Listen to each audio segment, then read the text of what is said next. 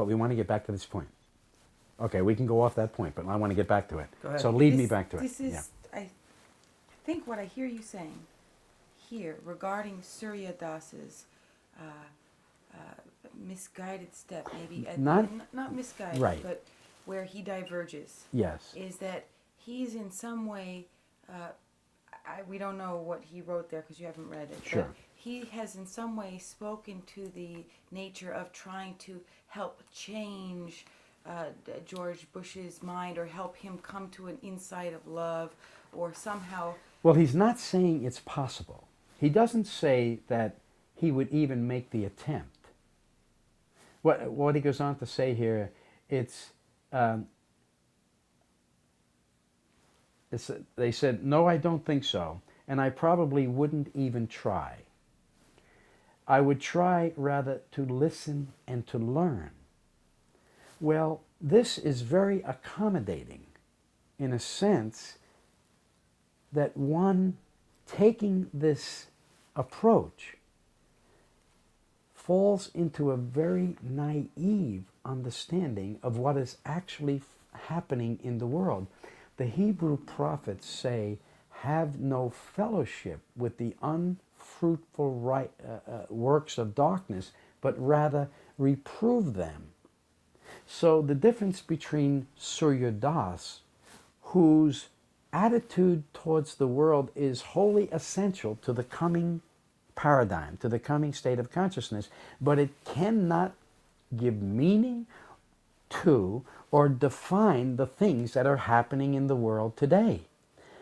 Because the Hebrew prophets would not sit in the seat or in the Oval Office and listen to the President of the United States, they would rather reprove him, because it is in this office that all of the words of the prophets that speak of the mystery of iniquity, it is in that office and in the emergence of this most greatest empire. You see, the Hebrew revelation is his historical revelation. It's not a subjective one, it's a revealed one. It speaks of a time in history when this cycle will close, when the age will end and a new age will emerge. This age will end because the God of history himself will rise up in the sum of all unfolding events, and the Hebrew prophets are very clear that God is terrible. He is a man of war. He is a consuming fire. And this is the element of revelation that Surya Das fails to entertain, because he is, and it's not his role to entertain these notions, because he is trying to create reconciliation and healing and trying to open up all of the avenues that lead to the possibilities of peace in the earth. The Hebrew prophets, in contrast and in turn, have been sent by the mind of the universe into the universe to facilitate that which Surya Das is trying to bring into the earth, by shining a light on the darkness as it subtly exists in the world, which is embodied not only in the might and the power of the American empire, which God is now getting ready to rise against, but in the very office of the presidency of the United States itself. This is why when even Isaiah the prophet says, in the book of the prophet, he says in the 6th chapter, "Oh, my eyes have seen the Lord. I have seen the glory of God, and now I am undone." Because whoever stares into the face of God is staring into the face of divine reality itself. When you see the face of God, you see the face of judgment. You see the face of transformation. You see the mind into the mind of the universe itself. And it takes a Christ-conscious mind to make that connection. And it's in this state of Christ consciousness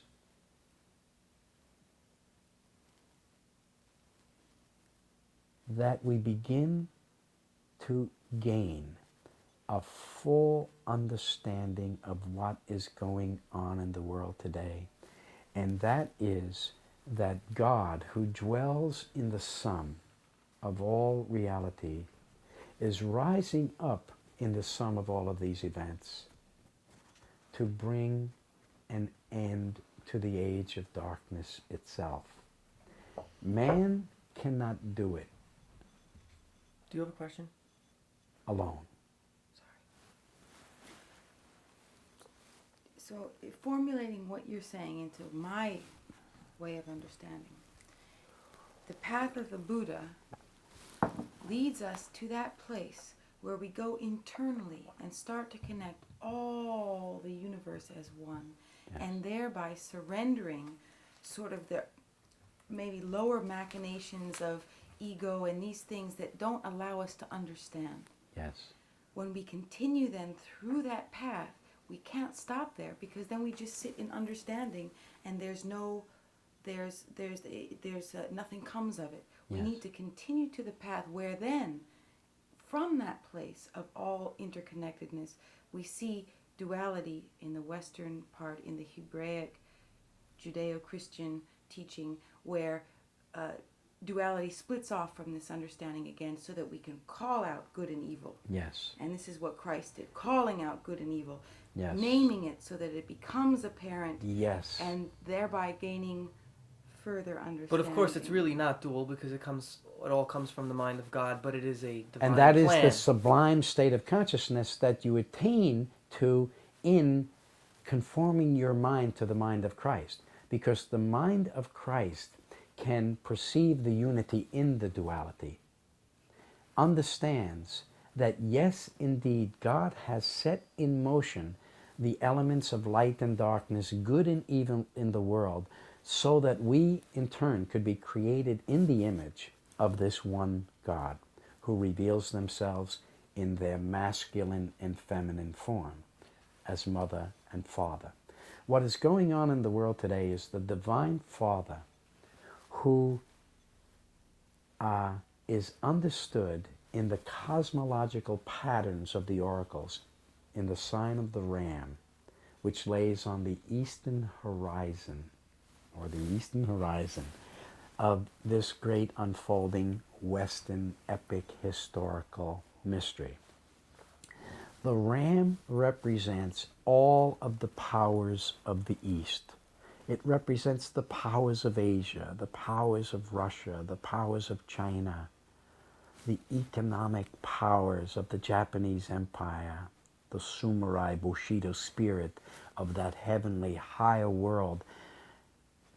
All of these powers that God has reserved for himself until the day when we have come to the western ends of the earth, and that other part of the essential nature of God, the divine feminine side of God, the Shekinah, the divine mother herself, who has been in exile, away from her place in heaven, away from her place in the transcendent world. She has been in exile with her children, and that exile has carried us collectively to the western ends of the earth. It is here where the next stage of human consciousness is being born, because it is she, divine wisdom herself, that is giving birth to this new way of perceiving reality. Essential. This new way of perceiving reality, which is that in understanding the difference between good and evil, we choose The good. Yes. the light. Yes, choose the light.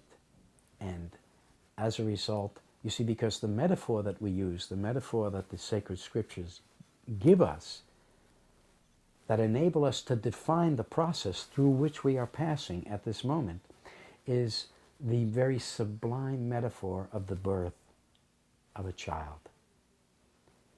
The scripture says that I saw a wonder in heaven, a woman clothed with the sun, and she, being with child cried and travailed in birth.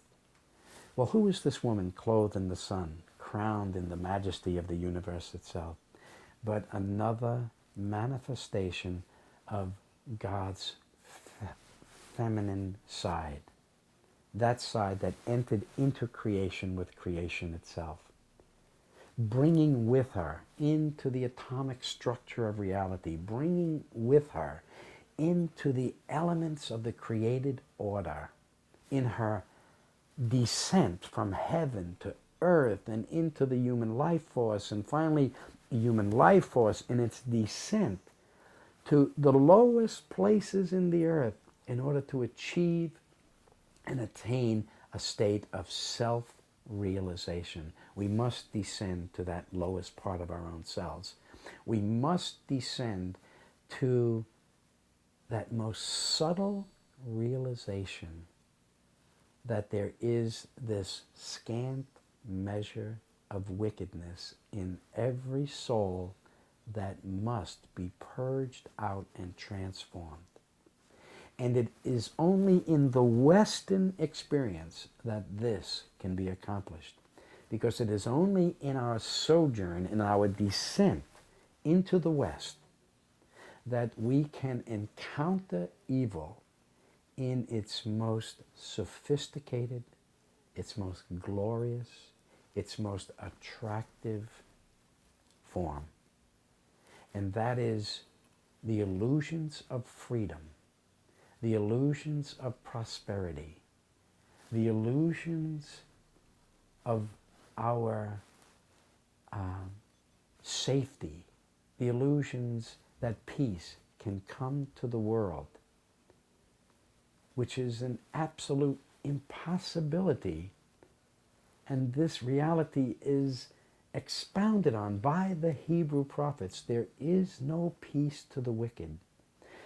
Peace cannot come to the world until justice comes to the world, until righteousness appears in the world, because justice and righteousness are the handmaidens of peace. And until there is injustice and unrighteousness purged out of the earth, there is no possibility for peace. And injustice and unrighteousness is coming to its most perfect form here in the American state of consciousness. And that's why God must rise up in his most perfect form, which is in the sum of all unfolding reality, to bring an end of that state of injustice that rules the earth. And this is what we are seeing unfolding. God is rising up in all of the powers of Islamic fundamentalism. God is rising up in all of the chaos of our time, in all of the ideas that seem to be working at cross purposes to each other, in order to energize within us collectively as a people the need to find the center, the true meaning of reality. When we come to that center, we will begin to see that we have come to the moment of birth itself. We have come to the vortex leading out of this age into the light of the coming age and into the light of the next stage of human evolution. And coming to the center, which we must, we find that all others are approaching there too. And interesting enough, as this is happening here in the Western continent, we begin to see that indigenous peoples of this continent have been stewards. They have been the sacred guardians of that center. And that's why we are all endearing ourselves, even though we have come from an Eastern state of mind, we are endearing ourselves now once again to these ancient mystical traditions of indigenous American peoples. Because what? Well, because they are the ones who have been guarding the lower end of the tree of life to which we have returned. They have been guarding the mysteries of the root of the tree of life itself, which is here. Gatekeepers of Eden. Gatekeepers in Eden. That's exactly What do you right. mean they're the stewards? Well, this mystery began here. It was here 6,000 years ago that God brought the revelations of Adam. It was here that those events that we associate with the fall happened in the context of this ancient Indo-European culture that was permeating the Atlantean age at that time, the Proto-Indo-European culture, which was moving back and forth in those times from the ancient Americas to Europe into the Mediterranean basin. There was a great interchange of ideas and understandings that informed the emerging state of Adamic consciousness. But it was here in the Americas where Cain first rose up to slay his brother Abel. It was here in the American continent So, that the elements of light and darkness were released and set in their common pilgrimage to the ensuing epic cycle of history till they attained their common and mutual states of perfection.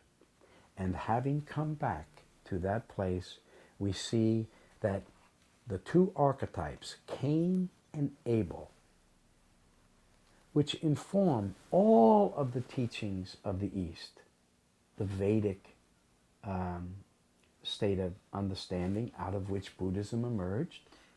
Go ahead. Cain and Abel. I'm going to just ask some questions Sure. a little bit earlier, because Cain and Abel being the offspring of Adam. So And Eve. and Eve. Yes. So when you're talking about Adam came here to the Americas, you're really talking about Adam being a consciousness that descended to all the places on the earth? Yes, it was Adamic thought is the result of this new revelation that appeared in the earth approximately 6,000 or 120 jubilees of years ago. This state of consciousness was a new paradigm shift. It emerged out of the social context of an Atlantean civilization.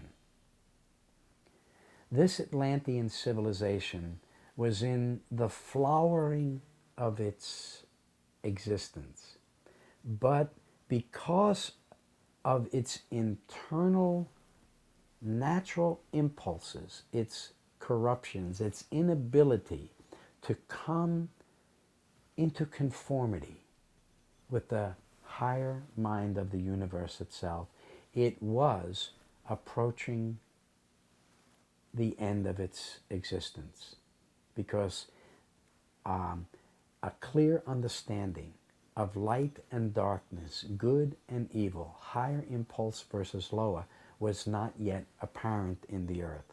And so it was a natural inclination, just in scientific principles, things gravitate towards The lower. the dissolution, decay and dissolution, entropy. And the laws of entropy were operating in that civilization which we associate with the Atlantean state of mind. And when you say civilization, you mean that this was the Atlantean period being a consciousness on all different sides of the earth? This Yes, type of, across the It was Atlantic. a type of way of dealing with living. Yes, it was a shared way of interacting with the world as they understood it at that time. It was a consolidation of social and political power that resulted in what will later appear in the teachings of Plato as a monolithic empire that ruled from some central place in Atlantis and that governed the social, economic, political, and military affairs of that age. But again, this is an oral tradition that has been passed down through the mythology and the teachings of the Adamic age. So these ancient myths were made to conform to the emerging realization of Adamic consciousness. But in the context of that age, which will eventually come to its conclusion in the time of Noah, when Atlantean civilization will make an attempt, a dying attempt, at exerting its hegemony, exerting its influence, its military and economic might eastward upon the other regions of the earth. The idea of Noah's flood is not an allusion to a geological event. It's an allusion to a historical event, a social event. In the book of Revelation, it says, "The waters which thou sawest are multitudes, tongues, nations, and people." What happened in the time of Noah was not an overflowing of geological events. It was an overflowing of nations and peoples over one another, which resulted in a great war that brought about the end of that age. That great war also gave root and meaning to the subsequent understanding that was taken to India and sown deep into the historical consciousness of Vedic civilization. Those wars will give meaning to Christ's words who say, "As it was in the days of Noah, so shall it be in the days of the coming of the Son of Man." We have come full cycle back to a replication of those same events that brought about the destruction of the ancient Atlantean age. This is really, really coming together for me, because we're not saying that man back then had the technology he has today, but that man back then was living all around the earth, but they had not the law yet, and that there was a great global war. At the time of the war, they had the law. See, the law came with the revelation of Adam. It was not until, as Paul says, where there is no law, there is no transgression. Prior to the revelation of Adam, man was living in his natural vegetated state. He was not in transgression of any higher law, except the laws that he defined for himself to facilitate his own sense of his relationship to the world. Those laws that enhanced his own self protection and well-being were good. Those things that worked against his own self-preservation were bad, and he enacted laws against them. It was in the time of Adam that the mind of the universe itself impressed itself upon this metaphorical, allegorical, archetypal first couple. You could say that that's the conception period. And Yes. here we are 9 months figuratively later giving birth to something that was conceived in the time of Adam. Yes, exactly. It's a full, complete cycle, because the Atlantean age gave birth to the whole Garden of Eden, to the whole consciousness Yes. of man, Yes. and here we are again, essentially Back at the beginning of that epic. back at a global episode that will give birth to an even higher consciousness of man. So we're, as humankind, we're moving in steps. Yes. When one gives the argument that, oh, the world's been the same way forever, it's really because they're not looking far enough back. They're saying, okay, since the time of Christ, there's been wars, or even before that, if you look at the Hebrew text, there's been wars. What we're not really looking at is the long period at which man has inhabited Not only the the earth. long period, but we must, according to the psychological and cosmic implications of Einstein's teachings, which could only have come at this time in history, bend the light of history itself and bring it full circle back around the gravitational force field of this great concentrated sphere of energy, which is the planet in which we live. And our mind is connected to the force field that God has created, the relationship between the mind of the universe, the mind of the planet, and the emerging state of human consciousness. So we must take this line that seems to go outward in history and bend it around and begin to see that we have been evolving according to the archetypal patterns and formulas that God first began to impress upon the mind of humankind at the time of Adam.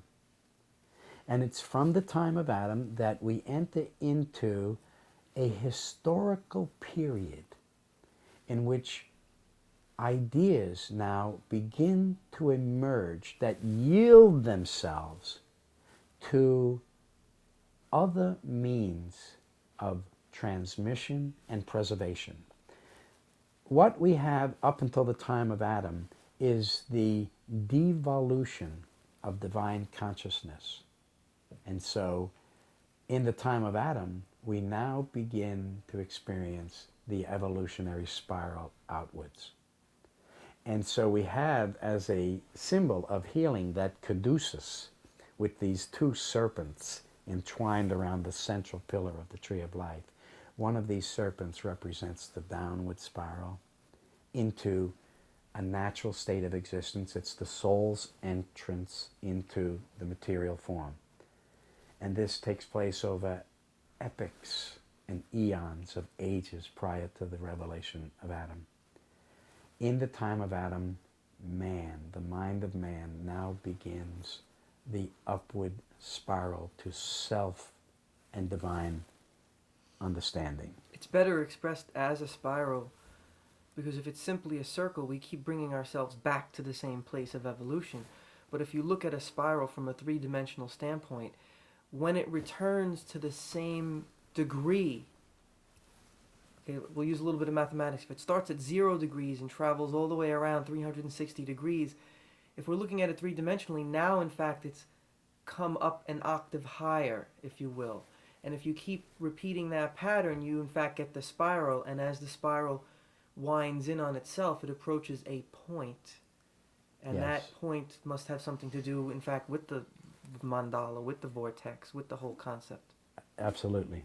Let me ask a question right here. So, this almost the lowest point is the end of the Atlantean age, the birth. At the beginning of the end of the Atlantean age, Yes, right? and the beginning of the Adamic age, which we are still in now. We are in the Adamic age. We are in the Adamic About age. to give birth. This moment, though, you've been talking about now upon the earth, 6,000 years later, and again, time is all relative. Could we say that this is sort of the reverse Big Bang, that even though we're ready to explode back up, this is now the moment that's shooting us? Yes. back up? Let's put it in perhaps clearer hieroglyphic or archetypal terms.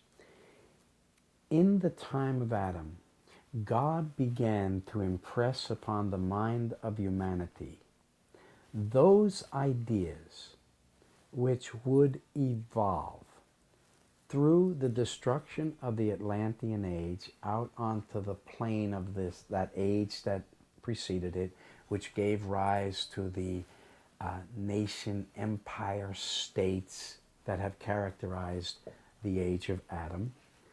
That those ideas which drove man in a new kind of way to understand his relationship to the planet, to himself, and to the heavens, slowly evolved and gave form to certain geometric shapes and ideas that became wholly conducive to the preserving and understanding those ideas. So the science of math and the science of geometry began to emerge as man's mind developed in these higher ways. Slowly, over the course of centuries, the primal, prototypical idea of the tree of life began to take form. The tree of life, which has now come down to us, which is now the very basis of our ability to understand and interpret the times in which we are passing through, is the most simplest, most symmetrical, most sublime geometrical symbol capable of revealing the most amount of information. And so it was man's use of this symbol and of the ideas that were emanating from them that energized humankind to think beyond those ideas and to take their findings and re-ensoul and re-embody them in the context of that symbol. So we now discover that all of the wisdom of this age, which began 6,000 years ago, has been committed to all of the various patterns, dimensions, and relationships that reveal themselves in the structure and in the form of that oracle which we know as the Tree of Life. And just as native indigenous peoples have been charged with the preservation of the center here in the western ends of the earth, of our relationship to the deepest wisdom that emanates from the planet Earth. So the East has been charged with stewardship of certain sublime, subjective ideas that are all deeply relative to our understanding of the universal dimensions of this symbol, the Tree of Life. We need to understand the entire symbol. Yes. And on the western end of the symbol, we find all of the mysteries, all of the symbology of the Native Americans who are preserving the wisdom of the earth. Yes. They are the peoples who in fact teach us, or will teach us, how to reconform ourselves to living in harmony as Yes. part of the ecosystem, so on and so forth. They show us Yes. how to honor the earth, how to take only just as much as we need, and so forth. Yes. But if we look at the Eastern philosophies, there you find all of these non-dualistic, just very, very sublime, sitting in the center of the universe and of all understanding, but hardly Because they are taking of any closest, action. because they are closest to the emanation of Keta, Right. which is an emanation of God's singular, non-differentiated, non-dualistic presence in the consciousness of the planet itself. But an event unfolds in history which gives rise, out of the Hebrew Vedic state of consciousness, to what appears to be a new religious impetus in the earth. It gives rise to Judeo-Christian thought. And if we look at the symbol, that happens at the center of the mandala. And so, because from the age of Adam, of course, flow the Vedas. Yes. And then it's from the Vedas that Buddhism is born. Absolutely. And it is the more evolved states of of Hinduism, like Advaita Vedanta, and it's it's Buddhism itself, or one might say the Mahayana Mahayana, yeah. path of Buddhism, which approached those highest states of Kether. Those are the most non-dualistic, just, sit in sadhana. The world is completely an illusion. Yes. We are just part of the mind of God. Everything is absolute, complete consciousness. And these things are intricate to Judeo-Christian thought. However, what God is now getting ready to do in the Judeo-Christian revelation is commit to the Hebrew children and charge them with not only preserving the structure of the oracle itself and thereby its means of reconciling all of its parts to each other, and that they would carry this stewardship through history from one end to the other in the Ark of the Covenant, which was created in the pattern of the universal oracle itself. How is that? Because I wanted to ask you about Well, that. when we just follow the instructions which God is teaching Moses on the Mount, through which when Moses follows according to instruction, he is creating the tent of the congregation, within which all of the mysteries of Israel will be committed. When you study the structure of this tent of the congregation, you see that God has commanded the children of Israel to create it in the expressed image of the tree of life. Okay, hold on. Now, can we stop for a minute and let me go, Weeby? Yeah. I have Just to go real too. quick. And then Okay. I have my question, Oh! and my small Oh, statement. yeah. Which is the place in which the high priest inquires of the oracles of God and channels the consciousness of God into our common consciousness. You see that there are the cherubim right there on the Ark of the Covenant. And the cherubim are facing each other.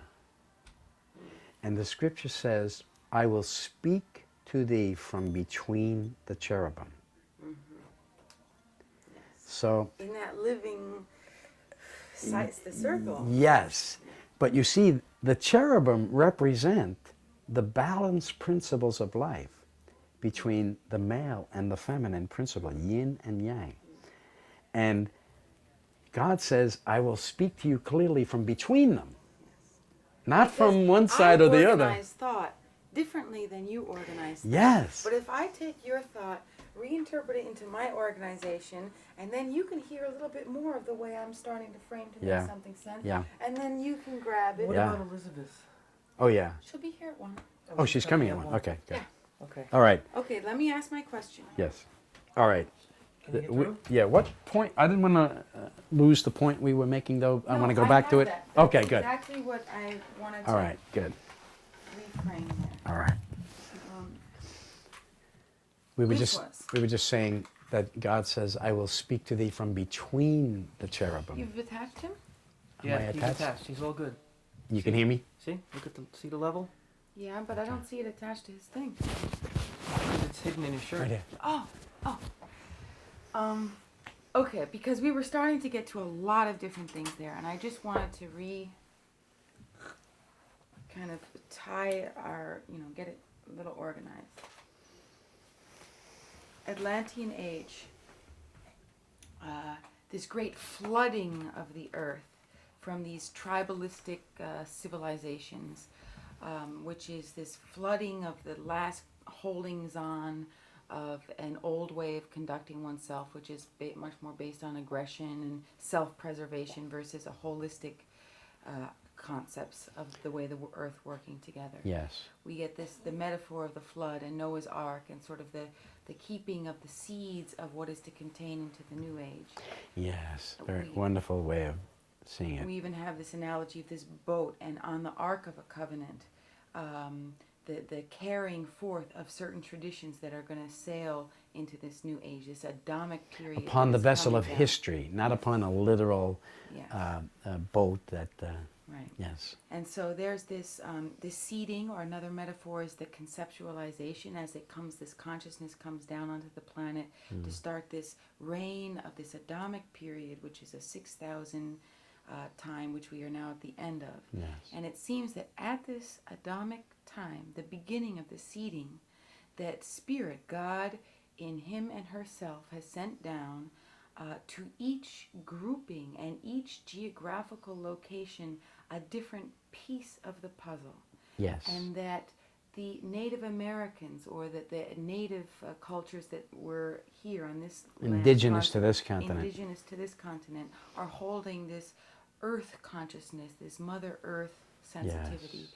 We've talked about in the East that what is going to be held sacred and kept sacred is this the letting go of the ego and the working to coming to this kind of complete compassion, understanding, presence of being, this Kether consciousness. And now you're saying that when we look at the Judeo-Christian tribes, that they have a special responsibility, and what they are being sent by God to carry is this, the tree of life, this symbology of the tree of life in which all things can be contained, or certain things. It connects the East to the West. And the means of connect. That's why you see. That's why the Hebrew tradition is a historical tradition. It has literally been called out from one place on the earth to another. It has been commissioned with the commandment to get thee up out of thy land and come to another place in which I will show thee. So it's the commandment to Abraham, which appears at the time of the Vedic age, because that's what the Torah is. It's a redefinition, a reinterpretation of the ancient Vedas. And so in the Vedas, the creators, the parents of the universe are Brahma, Sarasvati. Moses simply takes the concept and the very idea that God dwells in the heart of all of their children, everywhere in the earth, gives us the idea of Abraham and Sarah as our, as the forefather and foremother of our Hebrew tradition. So now Abraham is told to get up and go into a place where I will show thee. Well, that epic, that commandment is still being fulfilled in Abraham's children, and that's why Paul is very cryptic but also very clear in saying, if you are Christ's, then you are Abraham's seed. And this is also why the Jews have this myth of the tribes going forth. Well, sure, there are 12 tribes, because when you enter into the Hebrew state of mind, you are entering into the mysteries of the cosmos itself. The zodiac? The zodiac, yes. You are entering. When we look at Eastern thought, and we look at that seed or that piece of the puzzle, we see it's super historical. It's about consciousness, which has nothing to do with the times. Same with Earth consciousness is super historical. It has nothing to do with when, where, and how. It's about understanding something in your heart and understanding relationship. Yes.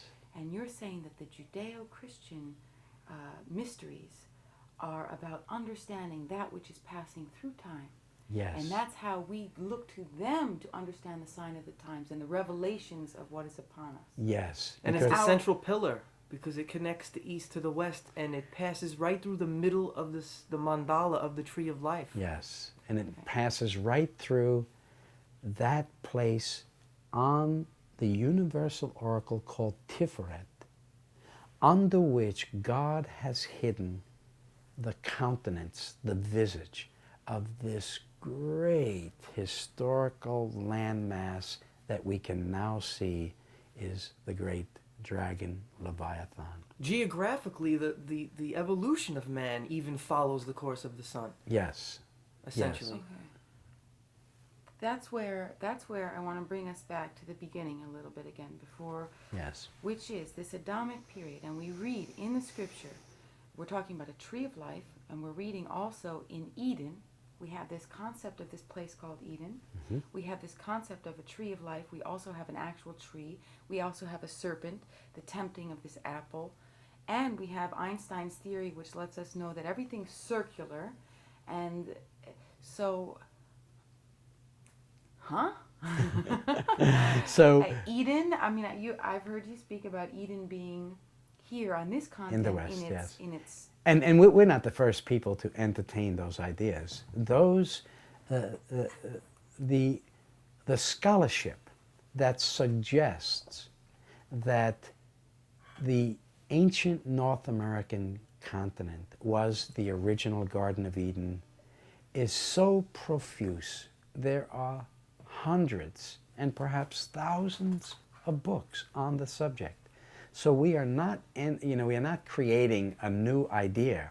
We are just simply confirming what has been suspected by the saints and mystics and philosophers and historians throughout the last 2,000 years. No, but everybody assumes it's over in the in the Well, the everybody who is Tigris-Euphrates region. everybody who's not looking into the central tenets of the Western mysteries, just in a lazy way, just take it for granted that, well, there's the Tigris River, there's the Euphrates. This must be where the Garden of Eden is, but of course it doesn't match the description of Genesis 2. It doesn't? Well, no, because the Genesis 2 says there are 4 rivers running out of Eden, and the commentators on that story tell us how one of those rivers became and emptied out across the plain of India and became the Ganges. Well, how is the Ganges connected to the Tigris-Euphrates unless it is connected in some super-historical or metaphorical way? One of the rivers that came out of Eden became the source of all the Egyptian mysteries. It empties into the Nile. So when we trace our sense in a literal way of these rivers flowing out of Eden, they don't match up. There's no historical or geological connection. But when we trace the stream of consciousness, the stream of thought that emerged out of that place that is described in the 2nd chapter of Genesis, and follow these rivers into all of the places where we see them emptying out in ancient times, we immediately can trace those ideas back to their source. And we can carry them right back into the center of the emerging mystery of Christ 2,000 years ago. And that's what the adepts in this mystery were doing. They were collecting out of the earth the truths that were being guarded and preserved by all of these various religions, traditions, and created a new composite, eclectic way of understanding this world mystery, embodied them in these 4 primary Gospels. Of course, there are hundreds of others that define and embellish and inform the main body of New Testament scholarship that we have. And in this now mystery of the rising sun 2,000 years ago, the mysteries are committed and allowed to return full circle back to their origins here in the West at the foot of the cosmological mystery of the Tree of Life. So if we're to understand that the Garden of Eden is here in the Americas, specifically in the South there, does that mean that this initial Adamic urge came from this continent and that's where it's started to spread out? Or how do we understand that? It was here in the West where those events happened that we associate with the fall of Adam. The scripture in the book of Genesis says that God took the man that they had created and put them in the garden. So we can speculate and surmise that whoever this archetypal couple was, whom God named Adam, which defies all racial identification, because this Adam could have been an African couple sojourning through Europe. It could have been an Asian couple sojourning in Africa. It could have been a Caucasian, Aryan, Indo-European couple sojourning wherever. So none of us can connect and make arguments that definitely prove that we have here the basis of a racial, a theory of racial preeminence, a theory of racial superiority. However, this much we do know, that this revelation happened in the context of Indo-European historical consciousness. We do know that whoever this first archetypal couple was, they were brought from the place of the original inspiration, following the course of history itself, no doubt following the course of the sun to where it's set in the western ends of the earth. And this couple, because it was possible in those times to traverse the Atlantic Ocean, because the Atlantean civilization was in full flower, and the ancient Proto-Phoenicians were trading all over the Atlantic Ocean and all up and down the coasts of South and North America and Africa, that commerce and passage was very easy. Is that a fact? Oh yeah, there are many books written to the effect, and there are many... Leif Erikson being one of the more... Well, no, famous, that will even be... later. That's thousands of years later. No, they're... You're talking about 6, 7, 8,000 years ago. Yes. Man was Yes. traveling over the oceans. Yes. The idea of it is So even different preserved than in the what book of we're taught in Ezekiel. school. Pardon me? So different than what we're taught in school. Oh yeah. That Yeah, well, there's a very good book on the subject called which we make reference to in the work on the website, the Discovery of America 7000 BC. And it speaks with deep insight to what was going on in those times, to the commerce that was being exchanged between the European continent and the North American continent and all of the regions thereabout by these, which are none other than the Proto-Phoenicians who were sailing out of Britain, out of the original Tyre, long before they colonized the Mediterranean Sea. So these mysteries, by and large, found their way to the East. The names, the places, the ideas. to the west. No, they were carried out of the West to the East, and the names were replanted everywhere throughout the East, and we, as a result, imagine that they have their origins in the East. But in reality, the origins of all of these place names and events, archetypal events, have their root in the West. And we have just simply come back to run headlong into the very origins of the story itself. And so what began there, which is where Cain first rose up to slay his brother Abel, is now getting ready to unfold in its most historical effects in the repressions that are getting ready to unfold here in America as the sons of light who are created in the image of Abel rise up in the midst of all of the unfolding realities of our time to bring a spiritual witness against the works of darkness, the unfruitful works of darkness that are also coming to their perfection in our time, against which God is now rising up. In the beginning, we read that Cain, in the process of time, it came to pass, thereby projecting the very event into the future of our times. It says, in the process of time, it came to pass that Cain rose up and slew his brother Abel. Cain represents the collective lower consciousness of the Adamic race.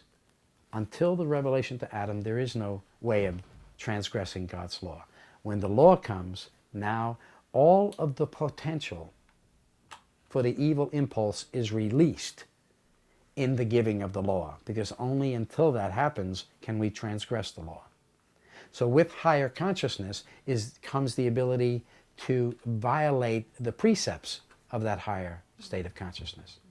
So now God is getting ready in the earliest relationship between Cain and Abel to reveal to the world what is hidden in the heart of every man. And that is the ability to do evil. Because, you see, God has that ability to do evil as well. And in order for us to be created in the image of God, God must transfer through the matrix of time and space, through the unfolding realities of this great historical epic, their mind into our mind. We must see clearly into the mind of God so that we can understand our own nature and fully understand God's nature.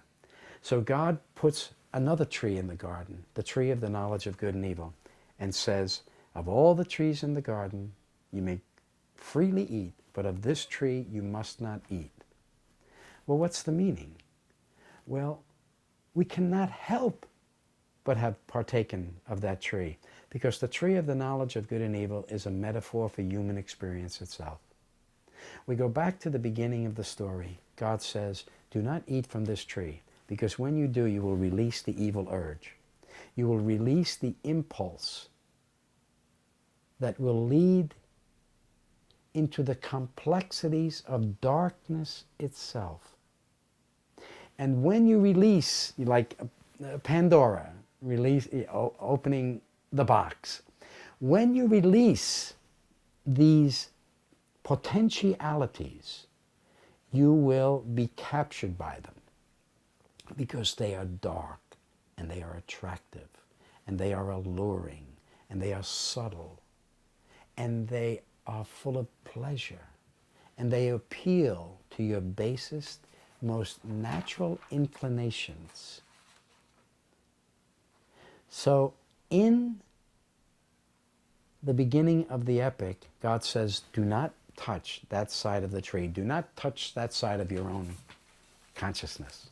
Because once you experience the pleasure, then you will release the urge to experience it once again, and again, and again, and again. Well, we had to eat from that tree because that tree is built into our own psyche, our own individual and collective psyche. And the reason being is that God must let us see what the cause and the effect of evil is. God must allow us to understand the full effect of karmic law, which is nothing less than the extension of their own creative will itself. And so the evil impulse is released. Cain... Why would God, I've heard this argument a lot, why would God set up a circumstance? You know, you almost set up Adam, well, because she and Adam and Eve. they are now going to spend the next 6,000 years creating man in their own image. And it's Why wouldn't God say, well, here's this tree, you shouldn't eat from it, but you're probably going to anyway, and... Well, that's exactly what they did, but they didn't put it in those terms. They did not just say, you're probably going to eat from it anyway, but the Divine Mother, who is the mind of the world and the planet and the universe itself, was she who then transformed herself into what the rabbis will later